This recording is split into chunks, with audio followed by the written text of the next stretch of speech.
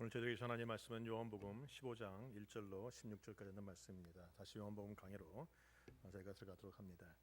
요한복음 15장 1절로 16절까지 있는 말씀을 한 절씩 교독하도록 합니다. 나는 참 포도나무요 내 아버지는 농부라.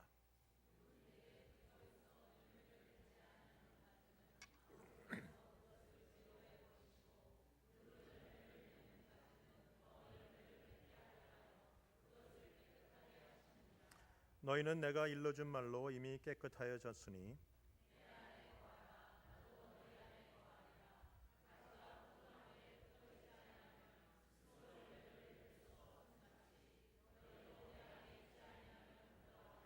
나는 포도나무요 너희는 가지라. 그가 내 안에 내가 그 안에 거하면 사람이 열매를 많이 맺나니 나를 떠나서는 너희가 아무것도 할 수 없음이라.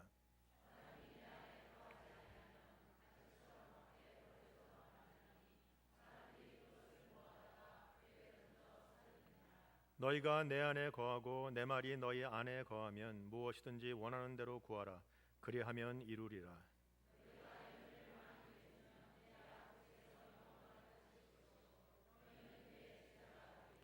아버지께서 나를 사랑하신 것 같이 나도 너희를 사랑하였으니 나의 사랑 안에 거하라.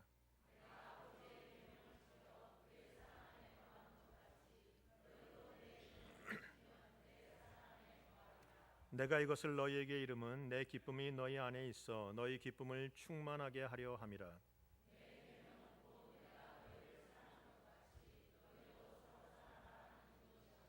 사람이 친구를 위하여 자기 목숨을 버리면 이보다 더 큰 사랑이 없나니 이제부터는 너희를 종이라 하지 아니하리니 종은 주인이 하는 것을 알지 못함이라. 너희를 친구라 하였노니 내가 아버지께로 들은 것을 다 너희에게 알게 하였음이라.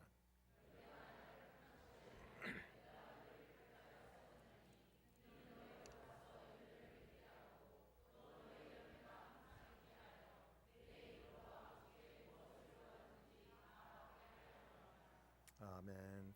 오늘 본문에 있는 말씀을 가지고 주께 붙어 있는 것이 능력입니다라는 제목으로 하나님 말씀 함께 나누도록 합니다.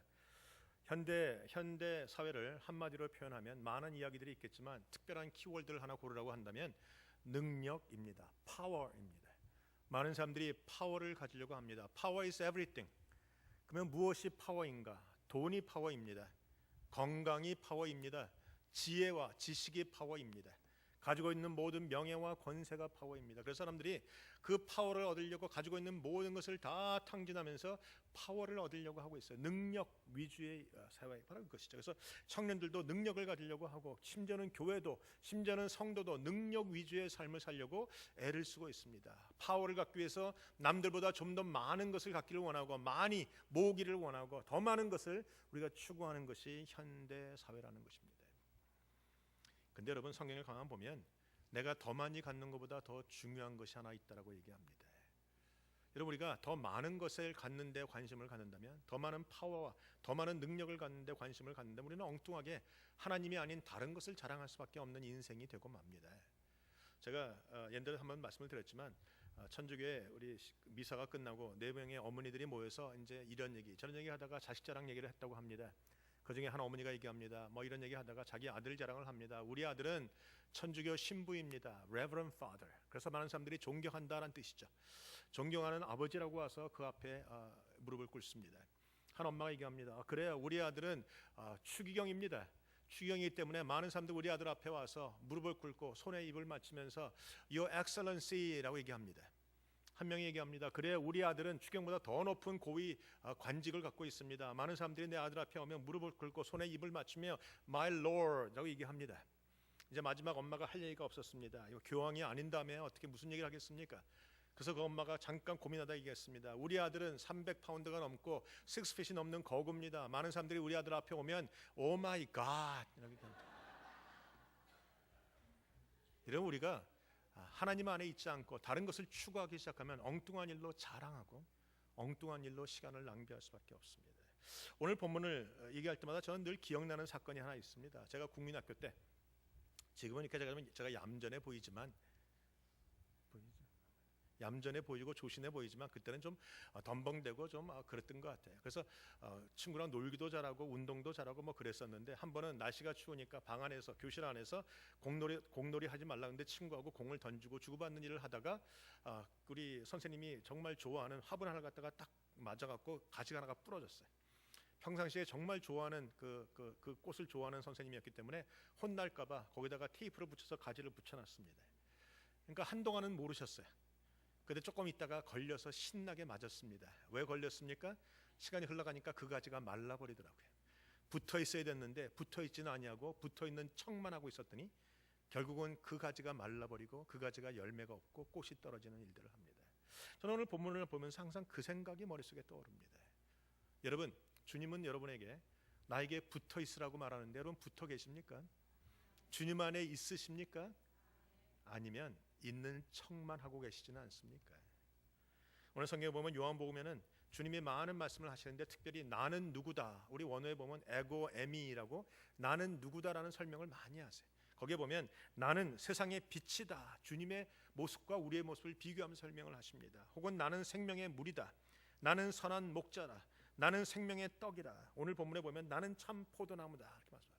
이 주님이 선포하실 때는 항상 우리와의 관계 속에 설명하시는 거예요. 주님이 생명의 떡이라면 우리가 그 떡을 먹어야지만 살 수밖에 없는 생명의 그 유기적인 관계를 갖고 있는 관계성을 설명하시고, 주님이 생수라고 말씀하시면 생명의 물이라고 말씀하시면 그 물을 먹어야 내가 살 수 있다라는 의미로 내가 주님과의 관계를 설명하세요. 오늘도 포도나무와 가지의 관계는 결국은 붙어 있어야만 살 수 있는, 붙어 있어야지만 열매를 맺을 수 있는, 붙어 있어야지만 꽃을 피울 수 있는, 바로 그것이 오늘 포도나무와 가지의 관계라는 것입니다. 오늘 본문에 주님은 말씀하십니다. 내가 참 포도나무다. 주님이 굳이 참이라는 단어를 쓴 거 보니까 가짜도 있다라는 것이죠. 여러분, 가짜 포도나무 누구를 얘기하겠습니까? 우리가 이 땅을 살다 보면 우리가 그런 모습이 아닌가 생각이 듭니다. 성경에 보니까 예레미야 2장 같은 데 보면 주님께서 우리에게 이스라엘에게 하신 말씀이 있어요. 내가 너를 순전한 참 종자 곧 귀한 포도나무로 심었거늘 내게 대하여 이방 포도나무의 악한 가지가 되면 어찌미뇨.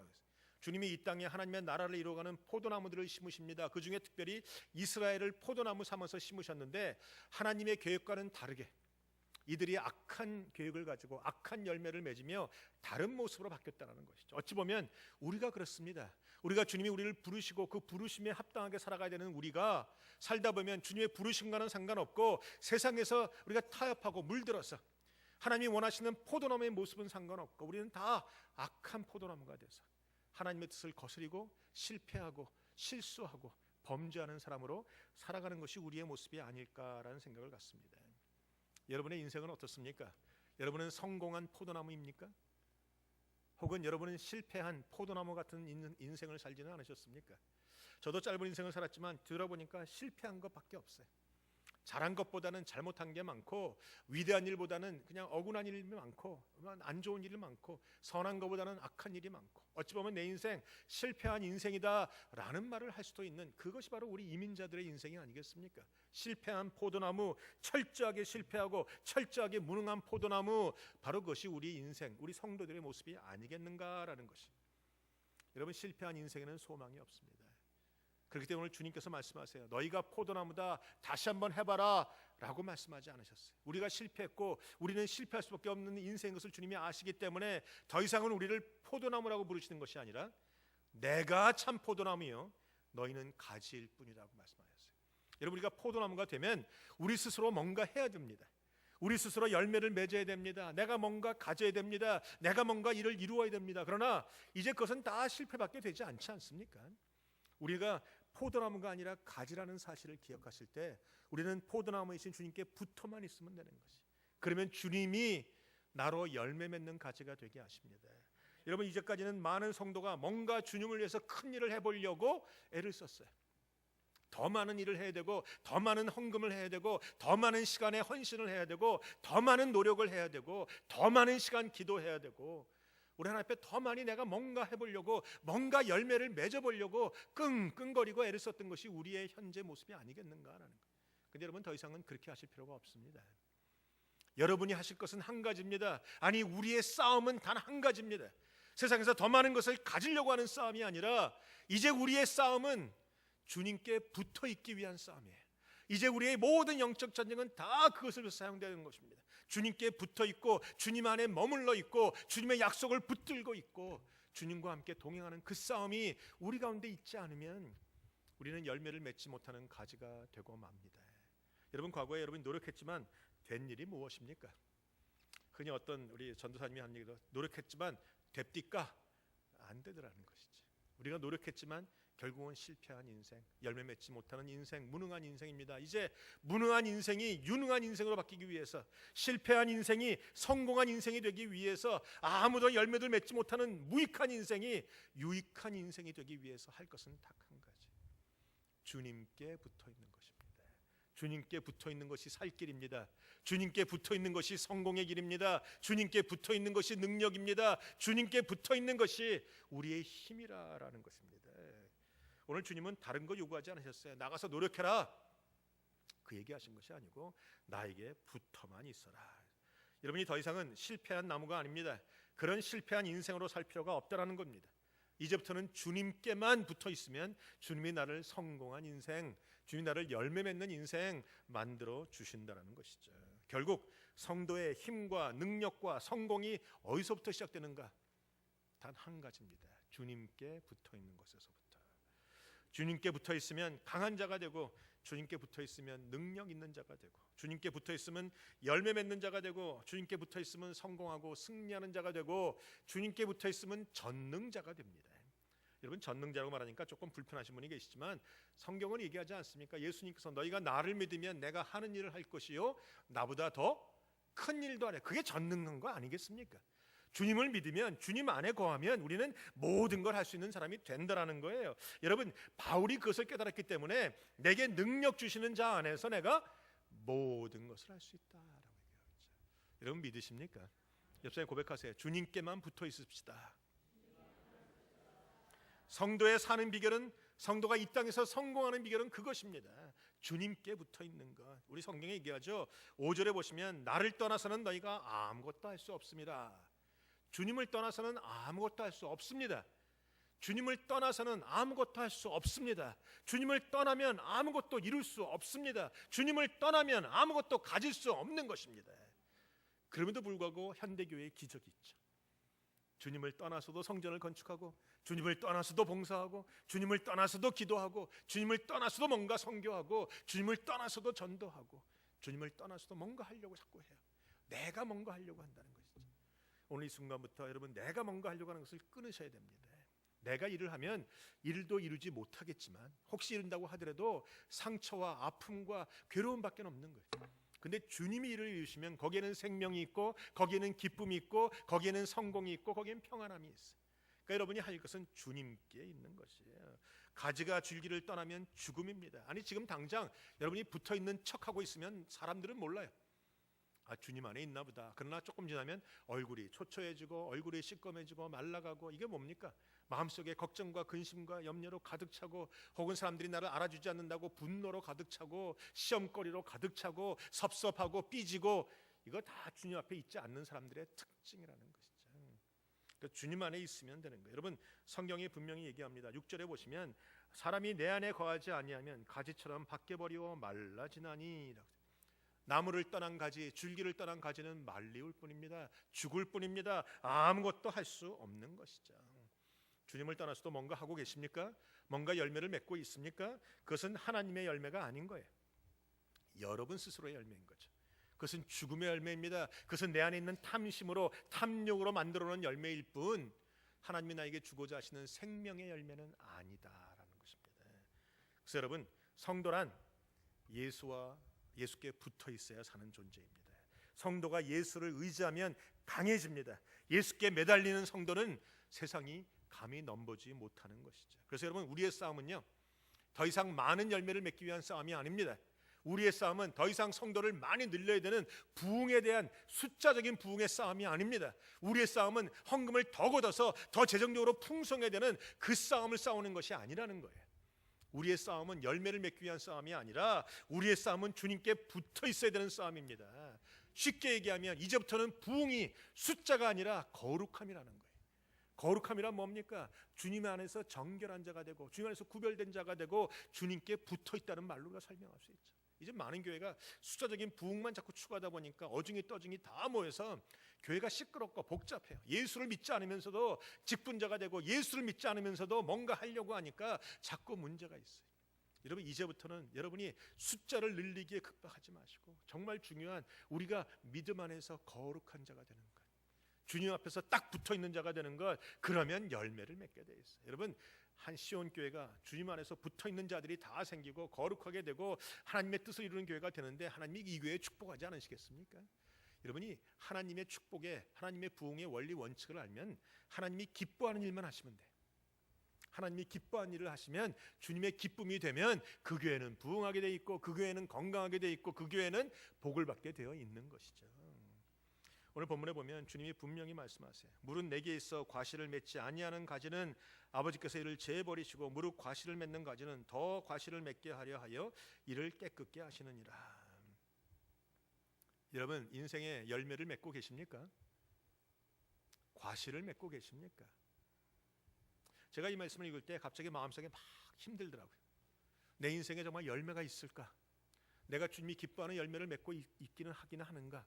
내가 열매를 맺고 있지 않다면 주님이 나를 잘라버리시는 게 아닌가? 버려버리시는 게 아닌가?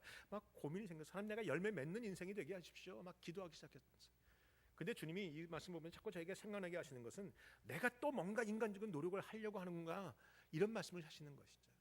내가 깨닫고 보니까 가지가 줄기에만 붙어만 있으면 당연히 열매를 맺게 돼 있어요. 노력을 안 하셔도 돼. 여러분이 정말 노력할 것은 열매를 맺고 있는가 맺고 있지 않는가의 문제가 아니라 내가 줄기에 붙어 있는가 붙어 있지 않는가의 문제인 거예요. 여러분이 거기만 붙어 있으면 저절로 열매를 맺습니다. 저절로 주님이 깨끗하게 하게 하십니다. 저절로 주님이 우리를 갖다가 성장시켜 주신다라는 거예요. 그래서 여러분, 첫째, 여러분이 해야 되는 게 뭔가? 주께 붙어 있기 위해서는, 열매 맺기 위해서는 여러분 주 앞에 붙어 있는 것이 가장 먼저이고, 열매 붙어 있는 자에게는 하나님께서 복을 주시고 열어주세요. 그러면 우리가 질문을 할 수 있죠. 주님께 붙어 있다는 말이 뭔가?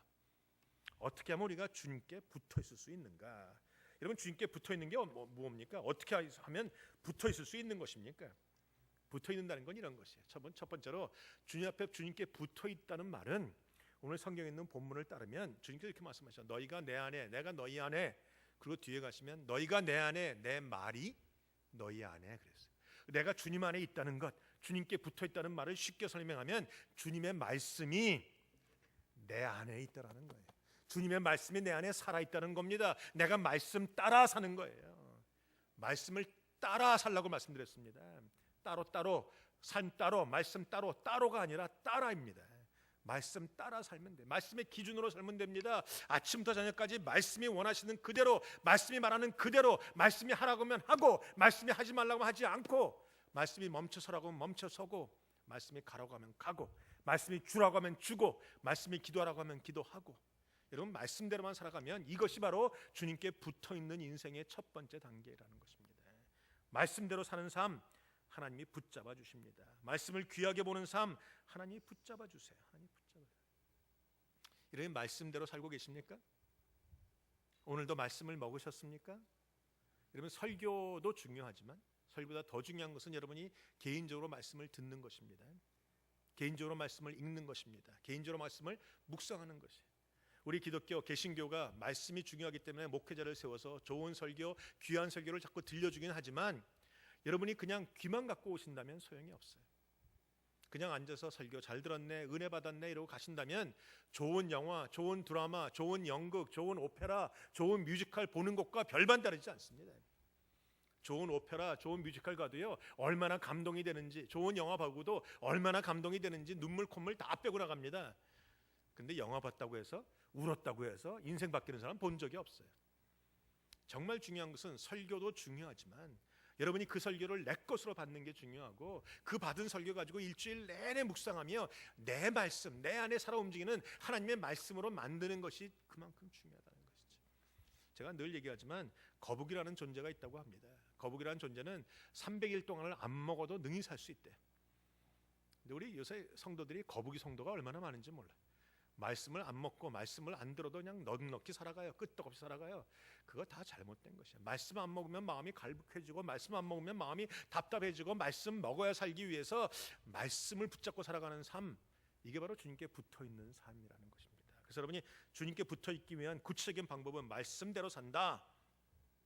두 번째로, 성도가 주님께 붙어있는 또 하나의 방법은 기도입니다. 여러분, 기도는 영혼의 호흡이라고 했고, 기도는 우리의 하나님과 연결줄, 생명줄이라고 말하고 있어요. 여러분, 주님께 붙어있다고 말하는데 기도하지 않는 사람은 붙어있는 게 아닙니다. 기도해야 붙어있는 것이에요. 기도를 통해서 붙어있는 겁니다. 기도하면 하나님의 뜻도 알 수 있습니다. 기도하면 하나님의 말씀을 행할 수 있는 용기와 믿음도 생깁니다. 여러분, 그래서 기도가 중요하죠. 모세도 기도의 사람이었어요. 다윗도 기도의 사람이었어요. 엘리야도 기도의 사람이었고, 예수님도 기도의 사람이었어요. 근데 우리가 기도하지 않는다고요? 여러분, 요새 기도하고 계십니까? 어제 8월 말까지는 여러분이 바쁘시고 휴가 가시니까 제가 대충 용서해 드립니다. 그러나 이번 주부터 새벽 기도도 나오시고 기도회도 나오시고 앞에 기도하는 일들을 여러분이 시도하셔야 된다는 것이죠. 우리가 주님 앞에서 말씀과 기도로 주님 앞에 붙어 있으면 우리 삶에는 축복이 생깁니다. 하나님께서 어떤 축복을 주시는가? 오늘 본문에 보면 7절로부터 11절까지는 구체적으로 예수님께 붙어있는 성도들의 삶의 축복이 무엇인지를 우리에게 보여주고 계세요. 첫 번째로 9절과 10절에 보면 사랑이라는 단어가 나옵니다. 주님께서 말씀하시죠. 아버지께서 나를 사랑하신 것 같이 나도 너희를 사랑하였으니 나의 사랑 안에 거하라. 내가 아버지의 계명을 지켜 그의 사랑 안에 거하는 것 같이 너희도 내 계명, 즉 내 말씀을 지키면 내 사랑 안에 거하리라 라고 되어 있습니다. 여러분, 내가 주님 안에 말씀으로 기도로 주님 앞에 붙어있기 시작하면 내 안에 없던 사랑이 생긴다는 거예요. 이 주님 앞에 붙어있는 자의 축복은 큰 사랑이 내 안에 있다는 겁니다. 여러분, 사랑이 있으십니까? 요새 사람을 제대로 사랑하기가 힘드시죠? 때때로 그래요. 저도 그래요. 내 안에 좀 큰 사랑이 있으면 그냥 이 사람 저 사람 다 사랑할 텐데 어떤 때는 내 마음속에 좀 답답함도 있고 좀 섭섭함도 있고 자꾸 있다 보니까 사랑이라는 게 자꾸 줄어들어요. 여러분, 사랑이 필요합니다. 사랑이 중요합니다. 근데 이 사랑을 어떻게 갖는가? 주님께 붙어 있으면, 말씀과 기도로 붙어 있으면 주님의 사랑을 우리 가운데 주시겠다라고 말씀하고 계세요. 두 번째로, 성도가 주님께 붙어 있는 성도의 삶의 열매가 뭔가? 11절에 보시면 기쁨이 생깁니다. 내가 이것을 너희에게 이름은 내 기쁨이 너희 안에 있어 너희 기쁨을 충만하게 하려 함이라. 여러분의 인생에 사랑이 필요하다면 주님께 붙어 있으십시오. 여러분의 인생에 기쁨이 필요하다면 또 주님께 붙어 있어야 합니다. 여러분, 기쁨은요, 이 기쁨은 세상이 주는 기쁨이 아니에요. 여러분, 누가 그러죠? 이 땅에서 기쁘고 즐겁게 살아가는데 오래 가지 않는다고. 머리를 자르면 하루 기뻐요. 자동차를 사면 일주일이 기쁘다고 합니다. 새 집을 사면 한 달 정도가 기쁘다고 합니다. 결혼을 하면 강재영 형제님 아직도 기쁩니까? 예. 신혼이란 것이 뭐죠? 한 사람은 신나고 한 사람은 혼나고.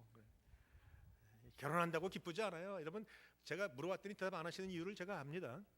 여러분이 오랫동안 살아보시니까 이제 무슨 기쁨이야. 옛날엔 좋지만 요새는 화상에 불과하지 이런 말. 여러분, 우리 인생에 그래. 우리 기쁨이 영원한 건 없습니다. 영원한 기쁨이 있다면 주님이 주시는 거예요. 그러니까 여러분, 주님께 붙어있는 자는 큰 사랑이 생깁니다. 영원한 기쁨이 우리 가운데 넘친다는 거예요. 그러니까 여러분이 요새 교회 생활하시면서 기쁨이 있다면 여러분 주님 앞에 붙어있는 자이고, 그래서 교회 생활하는데 영 기쁨도 사라지고 그냥 목사 얼굴 봐도 그냥 그렇고 옆에 남편 봐도 그렇고 그냥 교회 와도 그냥 그렇고, 이게 우리의 잘못이 아니라 물론 제 잘못이기도 하겠지만 그보다 더 큰 건 여러분 안에 주님께 붙어있는 것이 떨어져 가고 있는 거예요. 지금 붙어있는 척만 하고 있는 거예요. 테이프 붙여놓고 있는 거예요. 좀 있으면 말라갑니다. 열매 없어집니다. 꽃 떨어집니다. 아무것도 안 되는 것이에요. 주님께 붙어있으면 샘솟는 영원한 기쁨을 소유할 수 있다는 겁니다.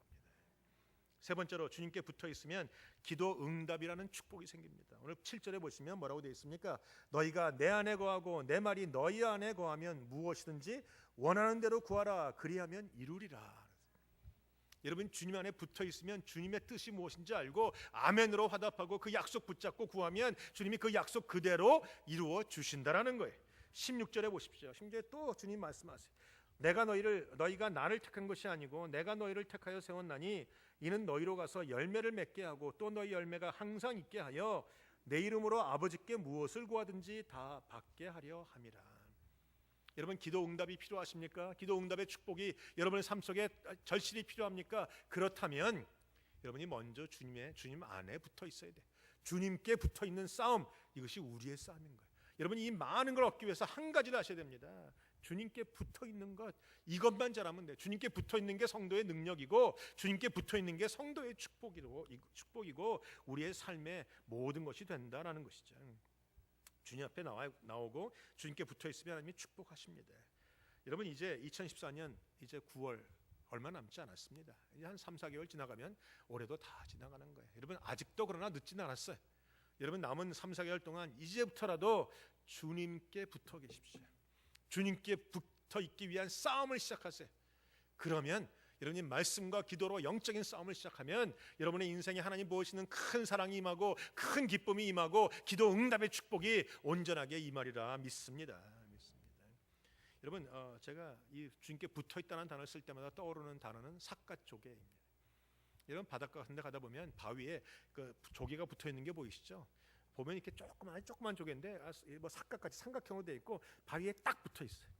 그 바위에 붙어있는 걸 띄워보셨나요? 안 떨어져요. 안 떨어져요. 그거 좀 돌로 내리치면 그 돌이 깨지지 조개는 안 떨어져요. 그 정도로 강해요.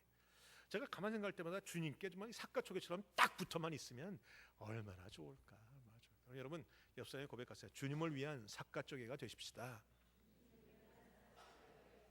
주님께 붙어 있으면 만사 형통한다라는 거예요. 우리가 세상에서 그런 말 하지 않습니까? 걸어가는 사람 위에 뭐 뛰어가는 사람이 있고 뛰어가는 사람 위에 날아가는 사람이 있고 별로 필이 안 오시죠? 역시 말을 하려면 좀 제대로 해야 돼. 걸어가는 놈 위에 날아가는 놈이 있고 뛰는 놈이 있고 뛰는 놈 위에 날아가는 놈이 있고 날아가는 놈 위에 붙어가는 놈이 있다. 우리는 붙어가는 사람들이에요. 우리는 주님 앞에 붙어만 있으면 되는 거예요. 여러분의 인생에 더 많은 거 소유하려고 하지 마시고 주님 앞에 더 많이 붙어 있으려고 하시면 돼요. 그러면 여러분의 모든 것은 주님이 주십니다. 주님이 이루어 주시는 거예요. 너희가 내게 능력 주시는 자 안에서 내가 모든 것을 할 수 있다. 여러분 우리가 먼저 할 것을 먼저 해야 나중에 할 것이 따라오는데 우리가 먼저 할 것을 먼저 하지 않고 나중에 할 것만 자꾸 관심을 갖고 있어요. 먼저 할 것은 주께 붙어 있는 것. 그러면 나중은 주님이 주시는 모든 것이 되는 것입니다. 근데 여러분이 엉뚱하게 이거 능력 구하면 이 파워를 구하면 그리고 먼저 할 것을 먼저 하지 않으면 여러분의 인생의 헛것으로 끝나요. 여러분 인생에 그저 아무런 열매 없는 인생을 살고 끝난다는 것입니다. 사랑하는 성도 여러분, 오늘부터 시작하십시다. 어제까지 실패한 포도나무로 살아왔다면 오늘부터는 성공한 가지로 살아가는 것입니다.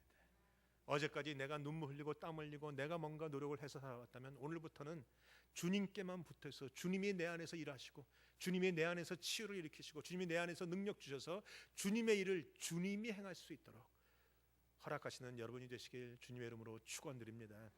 여러분 지나가다가 밖에 나가다가 나무 같은데 열매가 있으면 좀 가서 이렇게 들어보세요. 가지가 끙끙거리나 줄기가 끙끙거리나. 가지는 노력하지 않습니다. 그저 붙어만 있으면 될 뿐. 가지가 열매를 맺기 위해서 응시자 여차 안 한다는 거예요.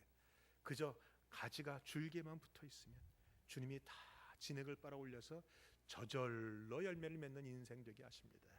물론 열매는 중요합니다. 주님의 마지막 날 보시는 것은 열매예요. 여러분의 이 땅에서 어떠한 열매를 맺고 살았는가. 그러나 우리의 초점은 여전히 주님께 붙어만 있으면 주님이 기뻐하는 열매를 맺는 가지로 우리의 인생을 마감할 수 있으리라 믿습니다. 여러분의 인생에 열매 맺는 인생이 되고 주님의 기뻐하시는 그런 인생이 되게 되시길 주님의 이름으로 축원드립니다. 기도하시겠습니다.